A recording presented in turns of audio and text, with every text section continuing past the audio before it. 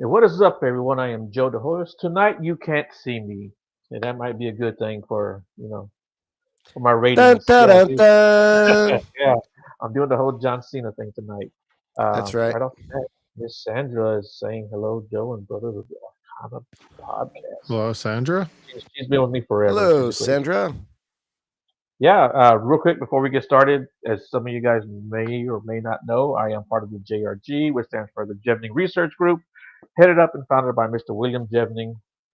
We've got teams in Delaware, Maine, Louisiana, Tennessee, Ohio, Michigan, Oklahoma, of course, here in Texas, where I'm at, Oregon, California.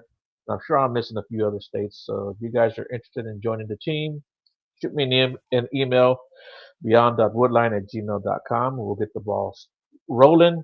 We do vet you. We vet anyone we set you up with because unfortunately, we got to keep an eye on people these days. And if you're going to go up and meet up with somebody, we always say research the researcher. Okay, don't get yourself into a crazy situation because, like I said, unfortunately, there are people you got to kind of keep that your good eye on.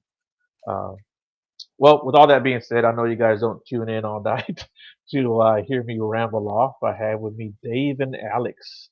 How are you guys doing tonight? We're Doing doing good. fantastic. Yeah, man. Just And gonna I light a little apologize. incense as we usually do as we get going with stuff. Good.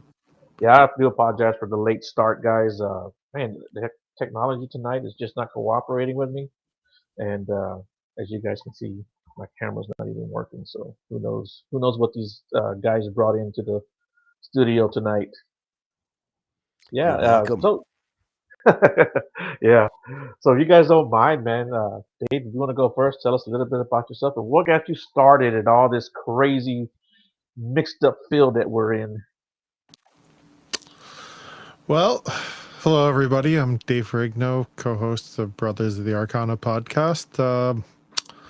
So that's kind of a long story, but I'll give you the quick rendition. So, from an early age, saw all kinds of, let's just call it paranormal, right? All kinds of different creatures, ghosts, other types of experiences. And I thought that was completely normal. And, you know, in talking to others, it seemed like some people probably thinks it's a little crazy or whatever else, but that's kind of how I just got started with the whole thing. It was just more or less becoming interested in finding out the truth and understanding what exactly I was experiencing and seeing at times. The interactions I had, and through that, did a lot of different paranormal investigations, research.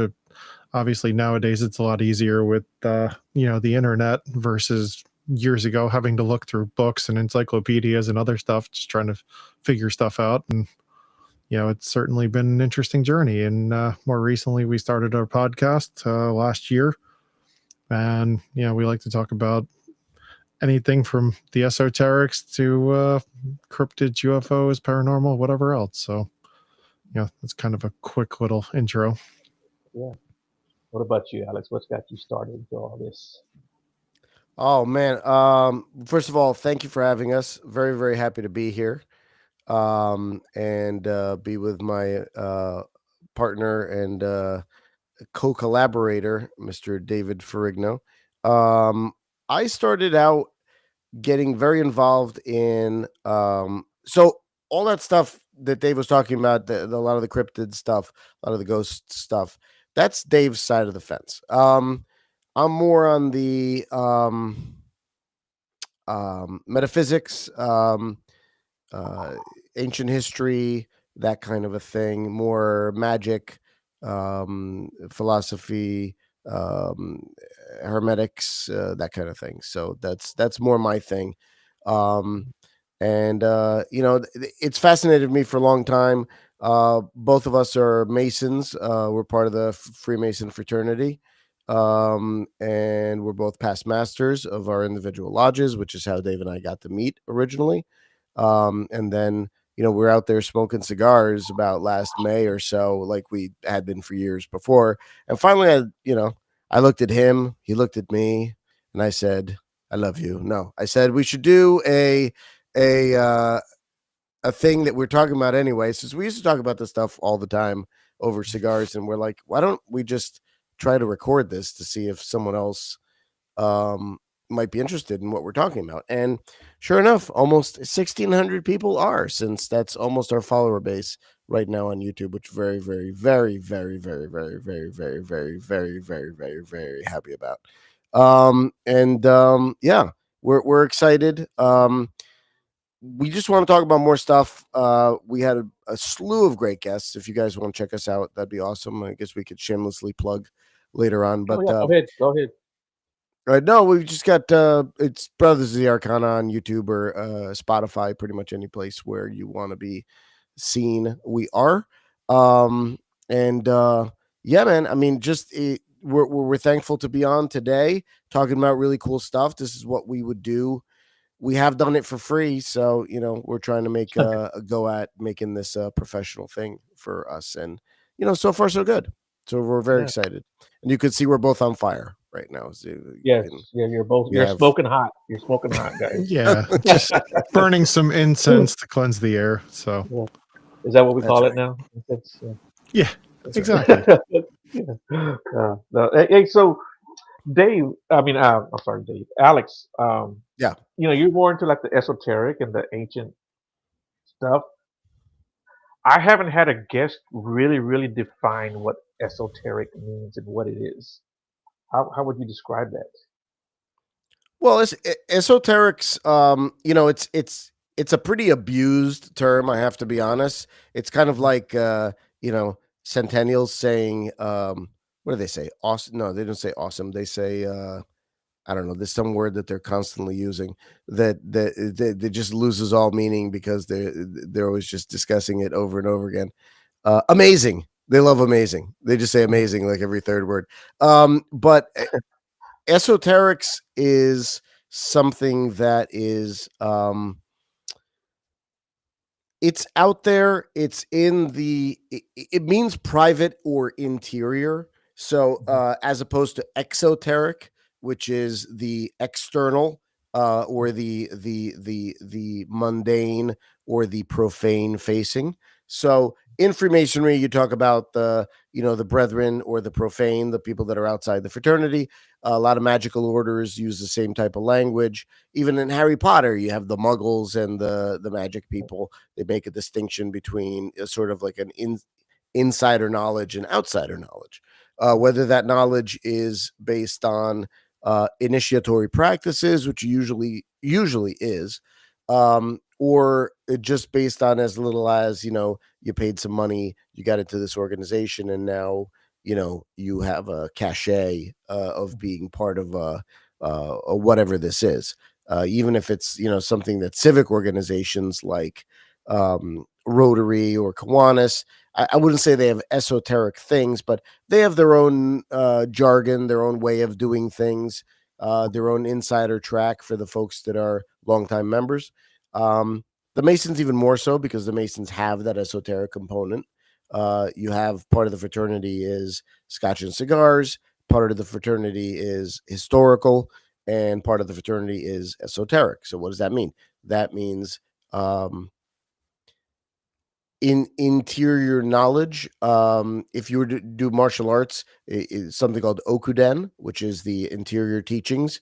That means that only the very favored students of the teacher would get that type of training. Everybody else would get a much more watered down type of training. And that was very typical for a lot of martial arts practices because they didn't trust people to walk around with that level of knowledge. That knowledge could be dangerous. I mean, it's, especially as you get into the magical arts, you get into other stuff. I was just talking with our buddy Randy Sanders, who was on the program a couple of episodes ago.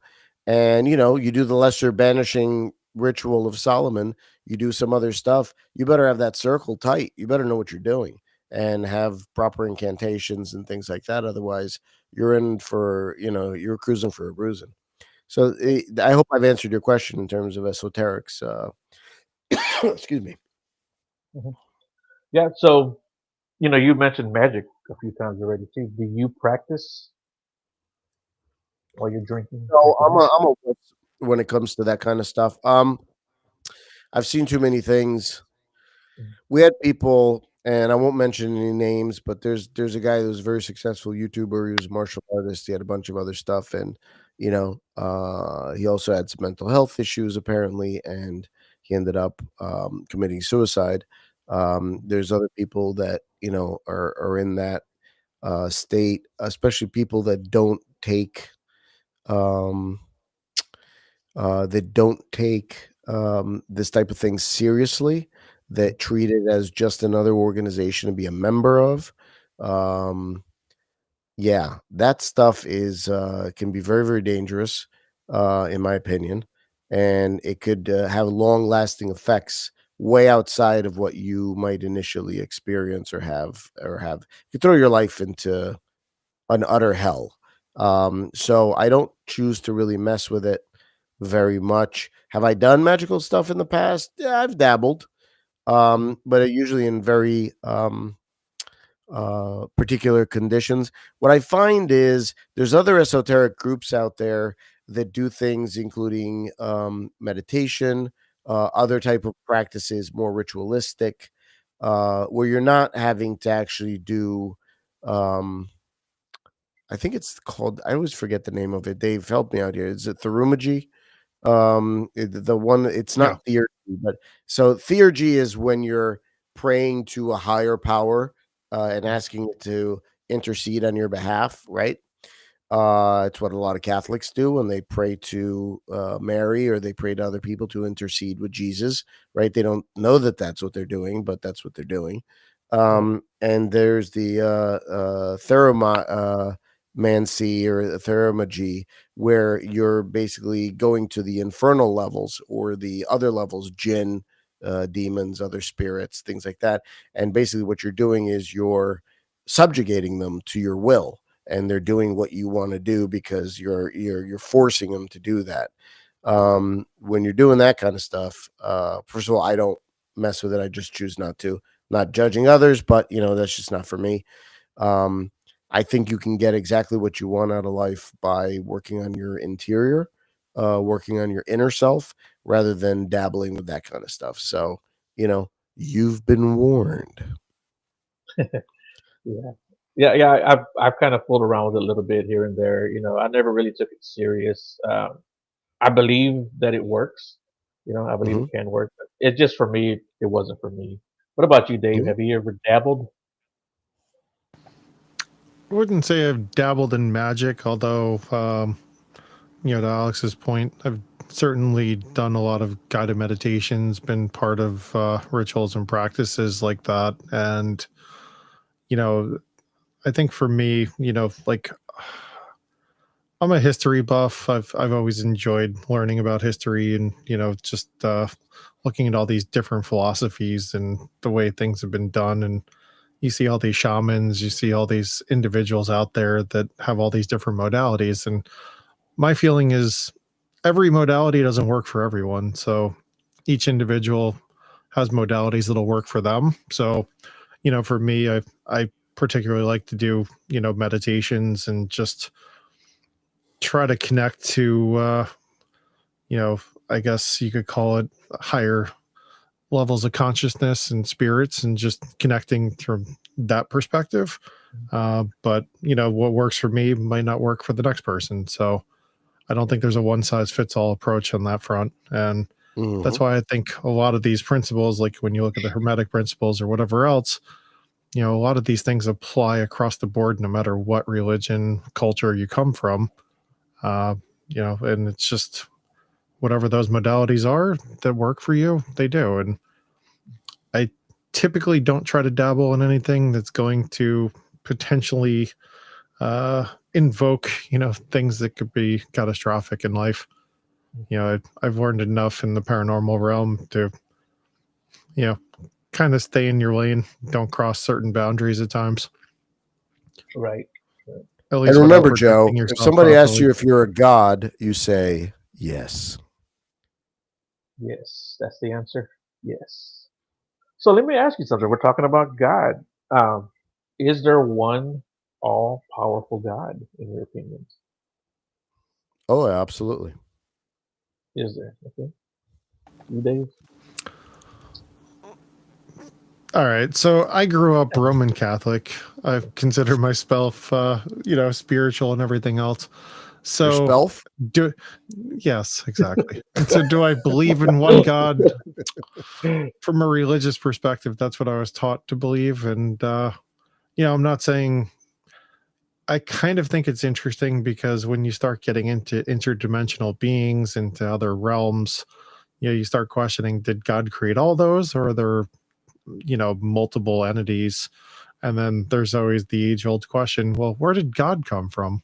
Yeah. Did he have parents, or did she, or whoever it is? It's so It's I'll say turtles yes. all the way down.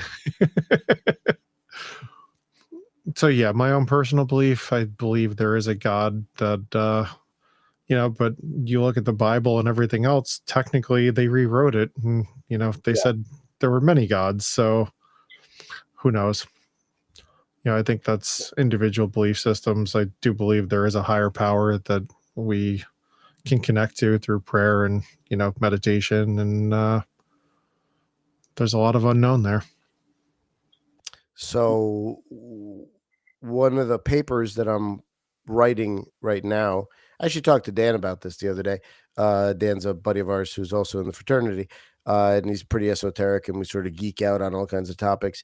I'm writing a large paper on the idea of 49 Elohim. The idea of that Elohim means plural, and in fact, it means a sort of a family of gods rather than just one god. Which is like the formal singular, which sounds like the we, like the queen talks about herself in the we sense or something. So the idea of 49 of them from all various religions, and how each one of them is a different flavor, all or a shard of the one great religion, the primordial sort of religion that was around prior to the flood or prior to the Younger Dryas, when the world was a very different place. And I think people tried to discover what they could, and when you have a prophet and he gets some download from the Akashic records or wherever he's getting the download from, you're going to have pieces of stuff like I don't think anything that is said in these religions is necessarily wrong. They're just incomplete a lot of the time. And so I'm trying my best to try to see if I can figure out how all of these things sort of fit together. It's a monstrous project, but I think it'll be pretty cool. Yeah, it sounds like it is. And you said something that kind of my curiosity. You mentioned the flood. Do you believe in the flood, Alex? Well, I mean, yeah, I don't really see how you get around it in terms of there's so much evidence for a huge flood at one point, almost irrespective of where you are. You've got flood damage with the Sphinx. Um, you know, a lot of guys talk about that. Graham Hancock and Randall Carlson for sure. Other people talk about flood damage in other parts of the world. You've got sub-Saharan uh, civilizations that existed. And that's not even talking about Atlantis necessarily, or Lemuria, or those types of things.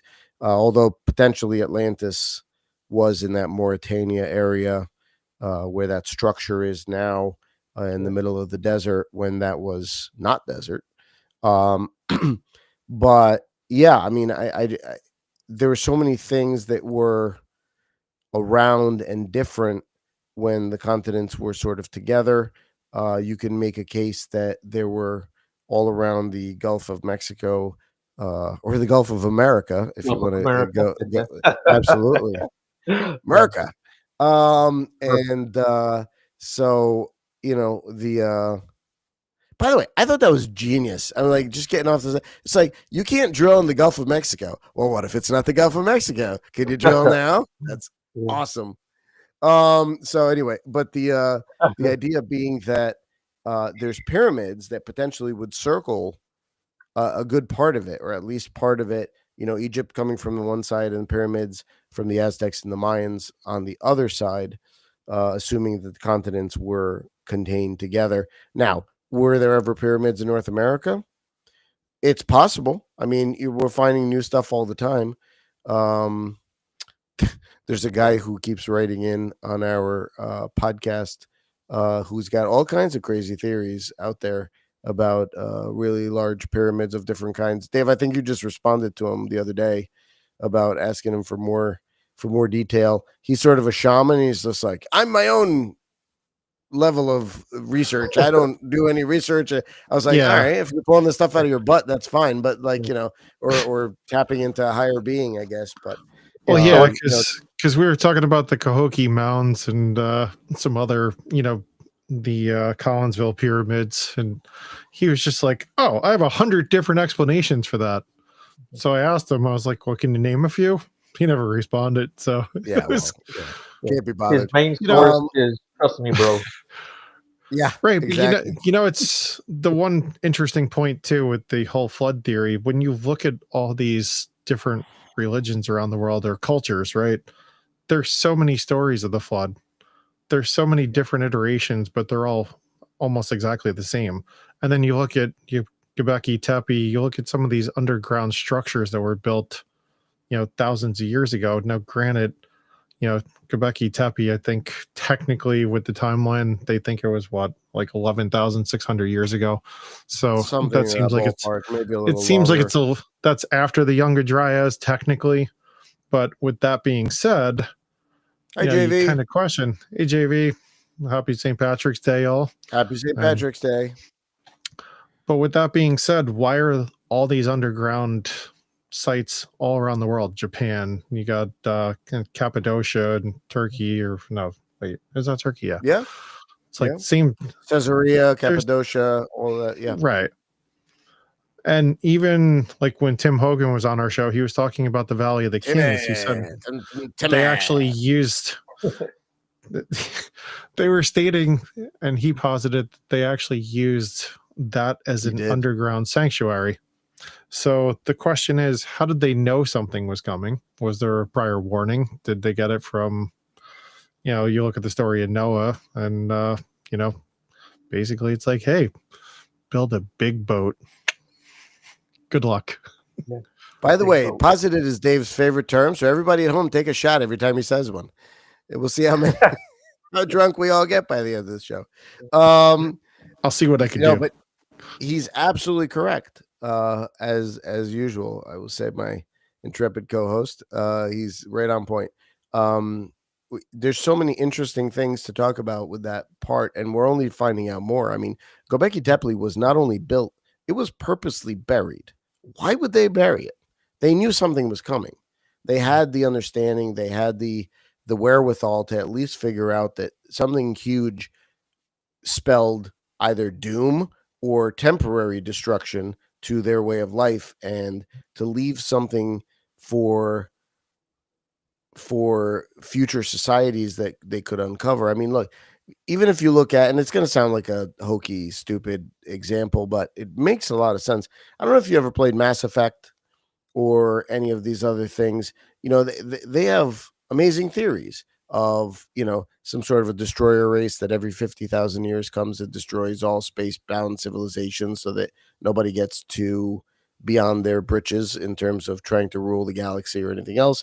I'm not saying that that's in any way what's happening here, but it's interesting to see how civilizations could react to a cataclysm, an apocalypse of sorts, and how they could still try to push forward their knowledge, their civilization, their understanding to whoever comes next.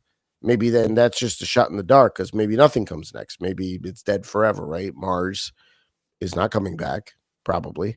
Other planets that existed, that may have existed in the solar system that humanity may have been from originally, have probably been destroyed. We're talking about the ones that's out in the between, what am I talking about? Between Mars and Saturn, or Mars and Jupiter. There's that ring of planets that used to, where they, say again? Is that asteroid belt? Is that what you're talking about? Yeah, where some people posit that it could have been it could have been a planet.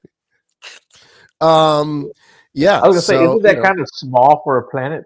And people think that asteroid belt is this huge rock pile, and it's really kind of small. Well, in terms well, of like they for a planet, vary. They vary in size, and don't forget. I mean, they could have easily drifted out. I mean, it doesn't mean that what's there today is the entirety of what was. right? You know, so That's correct. Yeah. but there is enough room there in terms of an elliptical orbit to say that maybe there was a planet there at some point, Yeah. or at least a large moon, Yeah. or something. So, yeah. By the way, what's on the other side of the moon there, Joe? Any ideas? Dark side of the moon bases? You know, that's one of the things I want to talk to you guys about too.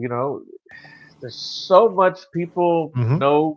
You know, or I don't want to say so many people know, but people claim to know what's on the other side. Uh, but how many people have actually been to the moon? To go check it out and research and you hear people saying they're remote viewing. You know, and Yeah, I think remote viewing is very what's the right remote. word for it? Remote. I think the amount of people that can remote view is very remote. Just like the same thing with psychics. I don't believe 90% of the people on Facebook that say they're psychic. I'm just sorry, I just don't.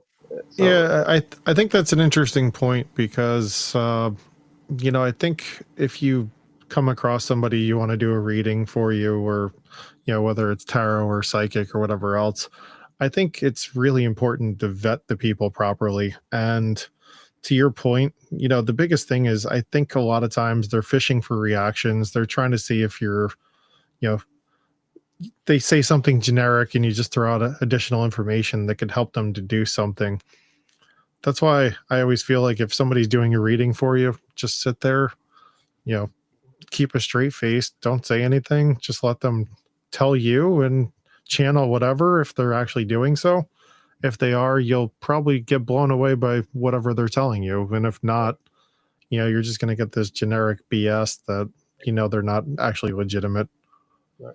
Yeah, and I've had people on the show who were psychic. I had remote viewers, and I've only talked to one person that I've met personally that nailed so much stuff down about me in my personal life, even from my childhood, nailed it.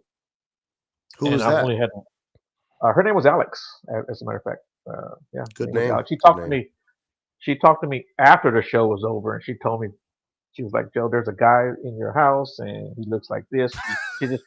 She described my dad, and at this point in Oh, time, Hmm. it's like yeah, there's a Very yeah, dude in cool. your basement. yeah, yeah, Yeah. yeah, Yeah, he You should lives let him there. out. yeah, yeah, Yeah. yeah. He kept calling me, asking me if I checked the children. Yeah, yeah. Yeah. Yeah. But yeah, she nailed my dad. She nailed our relationship down. She nailed stuff from my childhood. Hmm. Um, and she told me some stuff. She gave me a message basically from my dad. That kind of validated that she was telling me the truth. And uh, her boyfriend at the time was like, dude, she does this everywhere she goes. Like I said, this was after the show, so she wasn't like trying to like be on Sure. this for everybody. And then I met a guy named oh my god, what's his name? He was on one of my earlier shows. Um, I gave him some coordinates because he was like, "Yeah, you give me some coordinates, I can tell you what's there." And I gave him some coordinates that I had, and I mean, he nailed the place perfectly. He described it. He described what was there, what I've experienced there. So I'm not saying it's not real, but if he and just so you guys will know, he talked about Bigfoot stuff that was there that had happened, and the Sure. group that was there. And I was really surprised because I had given other people the same coordinates, and they were like talking about different planets and stuff. I'm like, okay, Well, so it's interesting with the remote viewing because if you believe in astral projection, then technically most people probably have the ability to remote view. It's just about harnessing it. well, But, getting back to the remote viewing, we've had a couple guests on that have the capabilities of remote viewing. One of which, Carl Petrie, he was actually, um, he worked with Ingo Swann, who's a famous remote viewer with the CIA. For the CIA, And, right? he was under an NDA, so he couldn't really discuss what he saw on the moon. But he said it would scare the crap out of humanity. We've had a few other guests on, like Eric Matson, who's an astrophysicist, worked for NASA. Right. You know, he Not a mentioned psychic. he's not a psychic, but he mentioned, you know, some of the things he was exposed to just, you know, keeps him up at night, and he can't sleep at this point because of it. But we've also talked to other remote viewers that, you know, they said basically what we could kind of deduce from what they were telling us is it almost seems like the moon is actually a portal and gives, you know, interdimensional beings the ability to travel. I don't know if it's a wormhole. I don't know what it is exactly, but, you know, it's kind of an interesting thing because everybody said there's definitely structures there. You look at the Apollo missions, what's really fascinating to me as well, if you look at the Apollo missions were the last time any human passed the radiation belt that we know of. Technically, you know, with Space Force and everything, God only knows what's actually going on. But yeah, so there might be some other stuff going on that I think people don't know about. That's my assumption. And I feel like only the moon, but the sun itself as well was a portal of some kind. I mean, Tim Hogan's talking about aliens coming in and through the sun, using the sun to emerge into this solar system. So who knows? I don't know. Some of this stuff, again, this is more Dave's bag. I don't know that I buy it. I love the idea of aliens being extra dimensional rather than extraterrestrial. I think that explains things way better in terms of them just being from some other planet that we're not aware of. Extra dimensional aliens inhabit our space in essence, but they inhabit it on another level. For instance, if you listen to Darryl Anka, who channels Bashar, that the planet Esasani that Bashar is from, where he communicates to us through Daryl, is here. It's just another Earth on another plane of existence where they have moved well beyond, you know, where we are now. Yeah, I think I've seen that guy, right? He talks really loud. He's a bald guy too, right? Is that the same guy? No, that's Dave. Okay. Um, Well, it yes, could be you're me right. too. You're right. Yeah, it could be me too. Yeah, I see. I don't know about channeling. I'm very skeptical about a lot of this stuff. Even though I talk about it and I love this stuff, I'm always skeptical. You know, like Bigfoot is in my wheelhouse, but I'm so skeptical about everything. You know, and I love Mm. paranormal stuff, but still at the same time, like you know, I don't know. Maybe I overdo it. I don't know. Maybe it's good to be skeptical. I think you should keep an even keel. You know, so if you're out there just believing in everything and just being open to whatever. Number one, I saw an exorcist talk about, and this was on YouTube. He was talking about some guy who wanted to expand his inner eye, and he was watching a YouTube video where his inner eye was open, apparently, and he was being hypnotically induced. And apparently, demons just rode the inner eye right into himself and Right. started absolutely destroying his life. He was within 6 months, he was a drug addict on the streets, Yeah. wasn't talking to his family, lost his girlfriend, lost his house, everything, his job. Right. Um, and No history of drug use before that. Other things like that. So do I believe in stuff like that? I mean, look, you know, Yeah. they're out there. Yeah, They're out yeah, there. yeah. See, I You know? absolutely believe in all that kind of stuff. I believe in elementals. You know, people think I'm crazy because of that. You know, but I believe in that stuff. Just because of It's that? not, well, no, because I've spoken to enough witnesses, and you know, oh man, Alex is a great guy to have around, isn't he, Dave?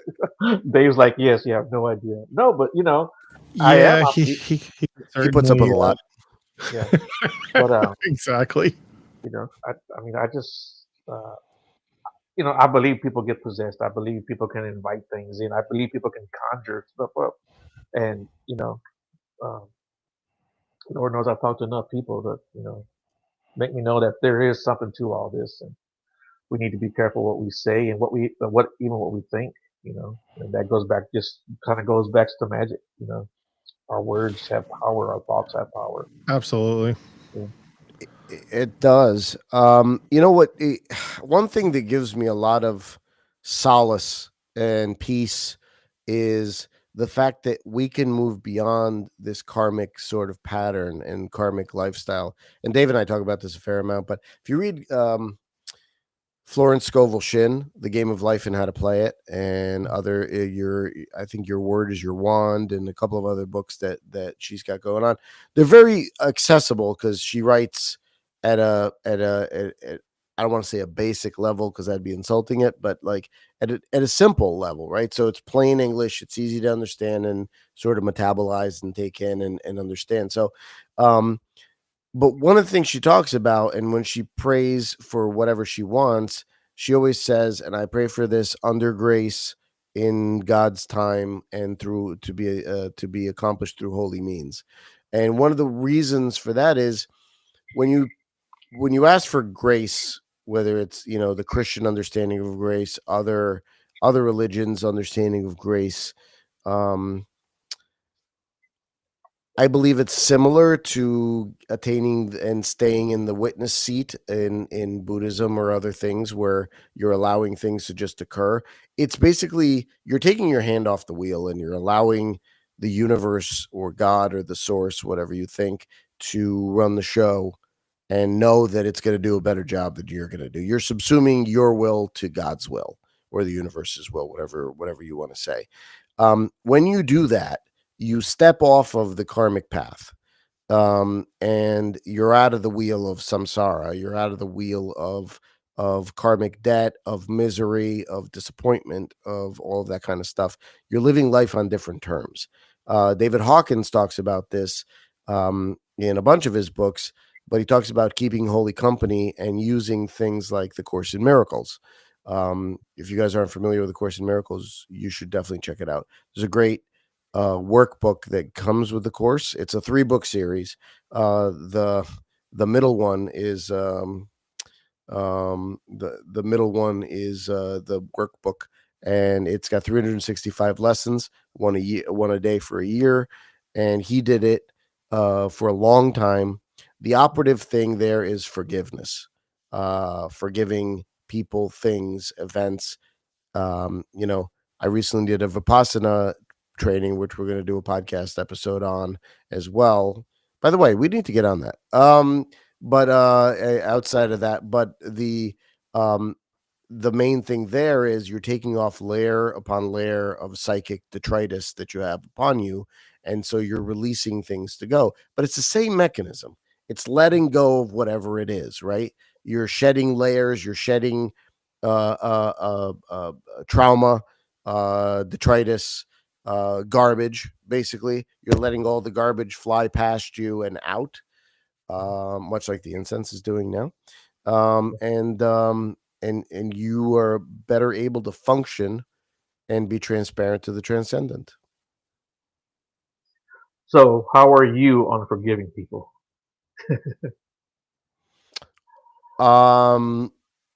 Better than some, not as good as Jesus. You know, I don't know. It's hard to have a continuum because number one, I don't know where everyone else is, and I wouldn't want to put myself up against anyone either because that's not really the point. That's an ego exercise, right? So, how am I forgiving people? You know, I use crucifixes, I use other stuff to channel my to focus, to meditate, to do other things. But even outside of that, and of course incense and other magical things as well. But you know, you try your best, and the thing is consistency. I think is one of the most important things. Having a daily practice, being consistent, meditating, you know, at least an hour a day, for the discipline that I follow now, this Vipassana thing. They tell you 2 hours a day, but that's hard to manage. And yeah, so whether you do that, whatever the modality is to get you there, working that forgiveness, allowing that thing to sort of move through you, and whatever was done to you, put it aside, however you can, as best as you can. I'm not saying it's easy because you know everybody will come up with every excuse in the book as to why they're right and other people are wrong, and if only that person would, you know, whatever. But at the end of the day, it's really about you and the effect that all this energy and detritus has on you. So it doesn't really matter who did what to who or who did what to you. It's how you want to live your life on the terms that are best for it. You want to hit that highest and best good. And in order to do that, you need to divest yourself of all the superfluities of life, thereby, living our lives as living stones, put into that building, that house not made with hands, right? If we're to follow the prayer. Yeah. Well, I got a question for Dave. Kind of switch back Sure. to his topic. Yeah. What happens when we leave our bodies? When we're done on this planet? So you're saying when we leave this meat suit? Yeah, when we leave, what happens to Well, us? Where do we go? see, that's an interesting thing because, I always thought growing up that there's, the concept of heaven, hell. And we actually had a pretty interesting guest on the podcast, Paulo Santos, who, he flatlined during COVID, went to hell, went to heaven. So it was kind of interesting hearing his take on that whole experience. He was in a coma for, I think it was like 17 days or whatever it was. But I believe in reincarnation, even though as a Catholic, I'm not supposed to, right? But I believe that, your soul continues onward. And I think, I've done past life regressions. I've done a lot of, kind of research into that as well. I feel like even though we're moving beyond this physical plane, I think the spiritual plane is pretty much right here, fourth dimension or right in line with our dimension. I really think, if you think about the human eye doesn't really see much of the spectrum. Right. So there might be things in plain sight, but I've communicated with relatives that have passed on, friends that have passed on. So clearly there's something to be said that after you do pass on, this body that we're in obviously gets put to rest, but ashes to ashes, dust to dust, as they say. But I think my feeling, you continue on, and I think you just exist in a different realm at that point. And if you reincarnate and you come back here, I'm a firm believer lessons are repeated until they're learned. Just like Alex was saying, I think it's important to obviously let go of people have wronged you, things that have gone wrong, because those are lessons you were supposed to learn. Whether you want to admit it to yourself or not, it's important to figure out what is the lesson I'm supposed to learn here and move on from that. But Absolutely. I hope that answered your question. Cayman Brown, one of the guys that's on here, may be a brother, based on what he wrote there, but that's very good. If so, welcome, and we're happy to have you. Even if you're not a brother, we're happy to have you. Kind of a follow-up question to that. I know we're kind of running on close to time on them. We want to keep you guys past 7 o'clock too much. Well, we started a little late. We can hang for a bit. Yeah, it's no problem. Thanks, man. I appreciate that. So why do you think spirits hang around then after we're supposed to leave? Are they here on Earth? Are they in a different dimension? Or, what's going on? You think, Dave? So I think there's multiple facets to that, because I believe, there's times where I believe people don't realize they died, as an example. There's also spirits that are attached to, objects, buildings, land, whatever it is. I think sometimes they don't want to go to the light, in a sense. They don't want to pass on. They don't want to say, okay, I'm admitting I'm dead and I'm going to go on to that. But I think from that perspective, there's also a lot of, I think there's a lot of other scenarios where you might have, entities that get trapped. Say they were possessed by a demon, or somebody sold their soul, in a sense. Then in that scenario, they can't leave. So I think it really depends on if you're just talking about, like a normal, most worshipful King Solomon Lodge Phoenix. Okay. Hello, brother. But from that perspective, I really do believe that, it's kind of based on the individual soul and entity itself. And, I think there's also, if you haven't, how can I put this? If you haven't really put yourself in a position where, you were ready to move on, like say, for instance, you might have just wanted to see something out or whatever else, maybe somebody sticking around longer, and, when that's completed, they'll move on. And have you ever come across a spirit, like a full body spirit? I have many times. I've had some fun stories on that front. I've certainly experienced, mostly the full body. A lot of times, as you know, or you probably would know, and other people that do paranormal research, a lot of times you'll see apparitions or you'll see other types of, shadow figures or whatever else. But I've seen full blown entities, whether it was in a church at one point. There was a Revolutionary War soldier I've seen many times and different ones. New Jersey's an interesting case where we live because I live right on Patriots Path, actually. And growing up, I lived on Patriots Path, which is where the Revolutionary War soldiers marched.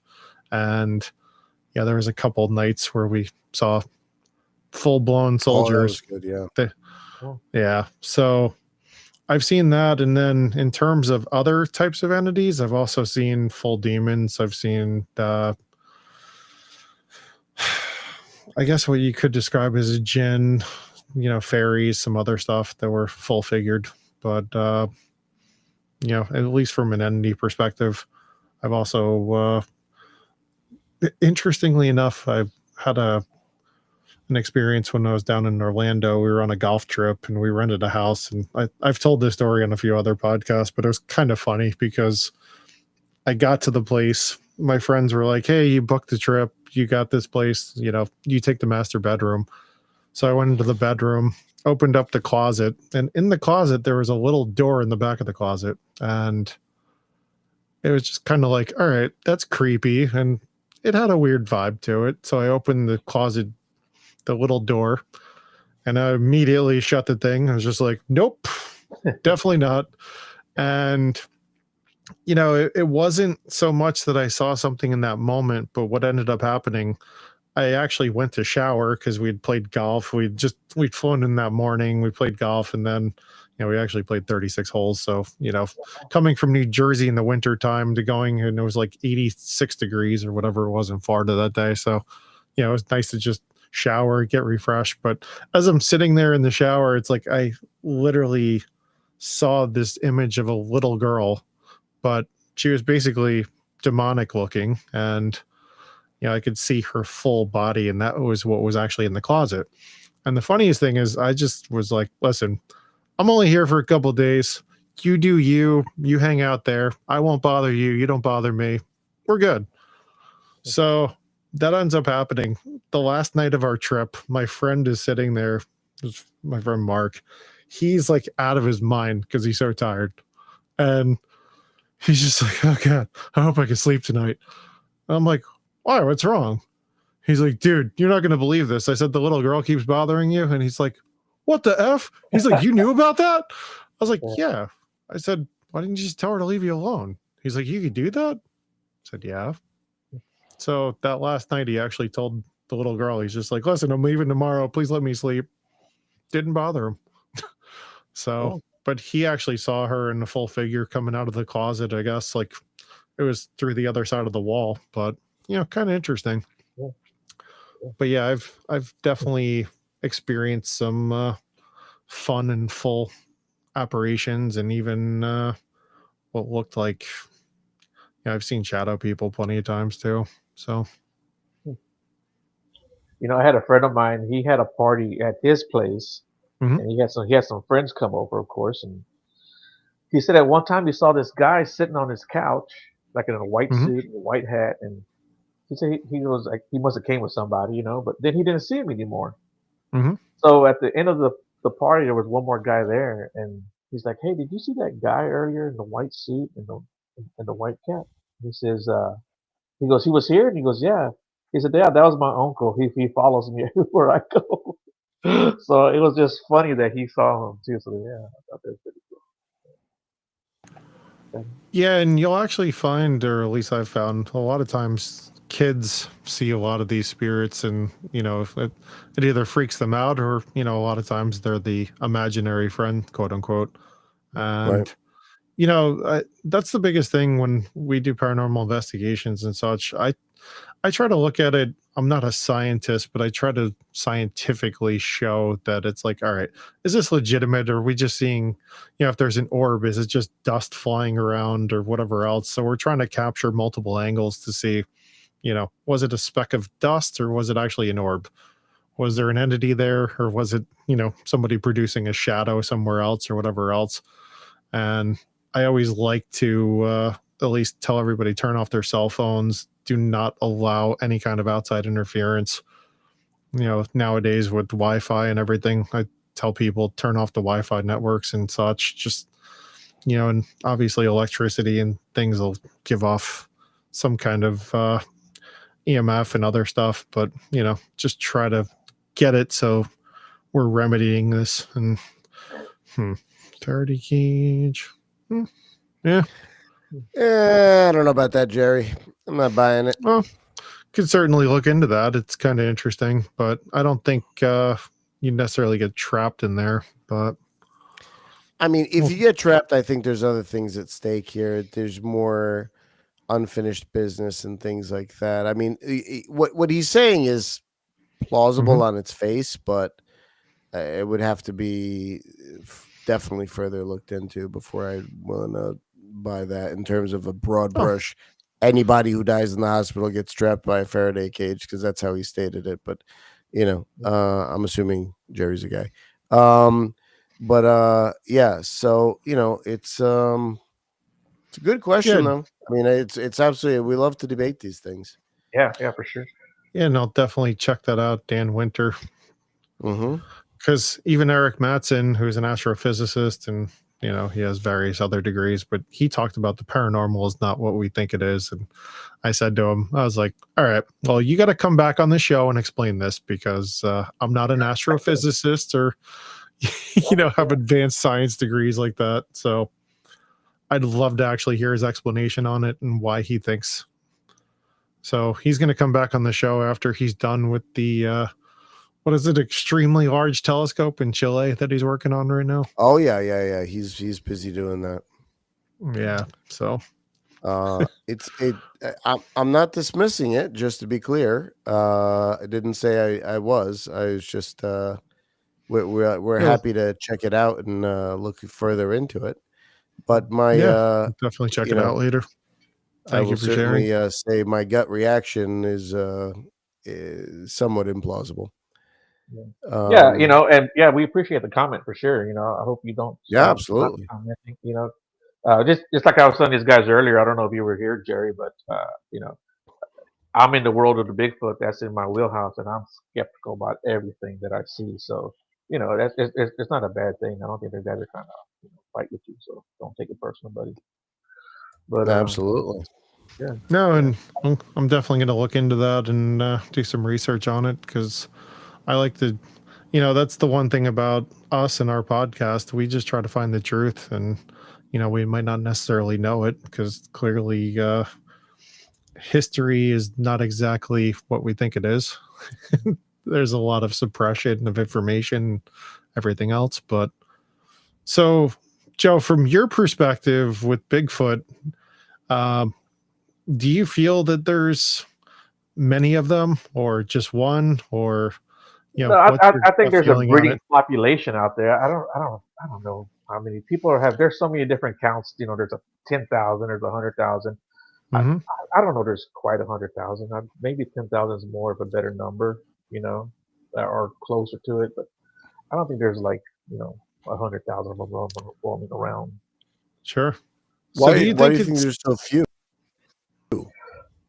I'm not sure why. They did a study with like the black bear and how many black bear that there were, and maybe they breed a little bit more than black bear. I don't know. Nobody knows, but there's not like a lot. There's not like 100,000 black bear if I remember the number correctly. So why would there be 100,000 Bigfoot? Interesting. Yeah. So, do you believe, are they interdimensional beings? Are they just beings that have cloaking? Do they have the ability to just blend in with the I, forest or whatever else? So what are your thoughts on that? I'm very much in the flesh and blood camp, just based on all the witnesses I've talked to and all the other podcasts that cover Bigfoot. The majority of these people are describing a flesh and blood creature. I think these things are the smartest things in the forest by far, and they can avoid us. And it seems like a lot of the sightings Mm. are accidental, or I just think that if these things were interdimensional there and they were able to pop in and out, why would you come to Earth first of all, and why would you shit in the forest, and why would you hunt other animals? They've definitely been seen hunting different animals, hogs and deer, moose. You know, uh, and people that I know, and I'm sure you probably know hunters also. And they've walked right up on deer, or deer have walked right up on them, and they didn't even see each other. Right. There's a lot of those stories, or like people like, man, I saw a deer and that some bitch just disappeared. Mm-hmm. So that's what I think. I think that they're just another animal, but extremely smart, smarter than any other animal in the forest. So do you think, with all the, I would assume you've probably seen like Missing 411 with all those disappearances and all these different forests around the country, do you think these big feet or Bigfoot entities are the ones that are actually taking these individuals, or do you think there's another kind of sinister type scenario? Is it abductions? Is it the government? Like, what exactly is happening I there? think it could be a lot of things, actually. I think it could be not just cryptids, but alien abductions. I think it could be criminal activity going on that people stumble upon. It could be government. Mm. I think that the government probably does a lot more than we really want to think that they do. In terms of the evil things that they probably take people for, and so yeah, I think they're probably a lot more involved in missing than what people think. But I think there's a lot of factors and a lot of different entities and beings at play here, including humans. Interesting. Yeah, I mean, I think in watching. Yeah. Go ahead. Again, Sorry, Alex. these rabbit holes that people go down, and again, it may just be that it's not my bailiwick, so I look at it with different eyes. Maybe I want to believe the stuff that I'm really Right. into, and I don't necessarily want to believe the stuff I'm not as into, which I own up to. I do too. As a human being, you have your preferences, right? So, but yeah, it just seems more far-fetched that, like, aliens are doing cattle mutilations, but, and then people say, "Well, they're doing other stuff too." And that may very well be. I just not my side of the fence. Yeah. I just don't know why aliens will come down here and cut off tongues of the cows.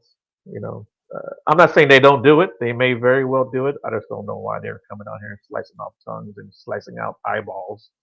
You know, that seems to be Yeah, I Yeah, don't very. it's know. certainly an interesting question, right? And why is Why it in would certain aliens and areas us and also others? want to do their anal probing? I don't know where that even came from, but apparently it's a thing. You've heard about it. I'm sure we laugh about it and joke about it, but people have said that's what happened to them. So I don't Right. know. Yeah. Yeah, and it's funny because you get back to that kind of, for whatever reason, made me think of one of the remote viewers we had on the show. They were actually discussing on the moon. They kind of saw, what was it? Almost like people being harvested, Right. where there was all these, babies and That was Dorothy. yeah, and basically like a Yeah. breeding ground, so to speak, and some other stuff there. So, you know, you, there's a lot of questions, and that's the biggest thing. It's like you got to keep an open mind, because I think there's so much out there that we really don't know. And there was a guy on the Sean Ryan show, I believe, or maybe even Joe Rogan, but I want to say it was Sean Ryan, where he talks about him and he was in the military, him and his little unit walked out into this field, and they saw this big giant well, I say spacecraft, but a big craft that were loading people on board, you know, and there were people doing it. They weren't aliens, you know. He said this thing was about the size of a football field, uh, so that they were loading people, not like military people. right. Very possible, guys. Very possible. Yeah, but I can't dismiss it out of hand. well, that's the thing. If we've Say reversed that. engineered alien technology, or they talk about the TR-3B, the black manta and things of that nature, who's to say we don't have connections already with some of these interdimensional beings? Or who knows, maybe there's these giant ships that nobody knows exists, and they have the ability to travel interdimensionally or whatever else. It's not like we haven't been running all kinds of crazy experiments as a government and as a society for years. Right. Yeah. Well, cool beans, guys. We passed our hour, man. I appreciate you guys coming on. You guys want to give a shout out to your socials, your social media, not your social, but your social media. Yeah. So, Brothers of the Arcana on YouTube. What are we on YouTube, Dave? Well, we're Brothers of the Arcana podcast on YouTube. We also have Spotify, Apple Podcasts, iHeartRadio. There's a bunch of other places. We've been pretty bad about uploading to Rumble, but at some point we should probably get back to putting all the videos on there. But all of our stuff's out on YouTube. We have audio versions, there's video versions. So, and frankly, we initially split up episodes because all of our friends were telling us, oh, these things are way too long, and then it turns out they weren't even watching them, so we're just like, what the hell with their advice. So because folks started complaining that they're just like, I gotta wait a week for the next part of the episode, like, this sucks. But definitely check us out. Yeah, please do. We find like a 2-hour window is a really great opportunity to be able to talk to people in depth, because when we talk, we like to really go down some rabbit holes and stuff. I mean, it's nice to sort of touch base a little bit, but it's really cool to really dig in and hear where people are coming from, why they're passionate about what they're doing, and all that other cool stuff. So check out the show. You'll love it. And I can see you guys doing that, man. Just this conversation we had tonight, you guys were, we were going down different rabbit holes, different branches. Everything kind of branches off. But it's pretty cool talking to you guys. I really appreciate it. Absolutely. Thank you so Thank much you for for having us us on. And thank you to your guests for weighing in. We love all the comments, and hopefully we'll see you guys very soon. And everyone, tune in next Monday. I have a show. Don't ask me who I have on. I don't remember, but I'll have somebody on next Monday, and you guys tune in. And you two gentlemen, thank you very much, and hold on, don't go anywhere. Thanks all. Have a good night.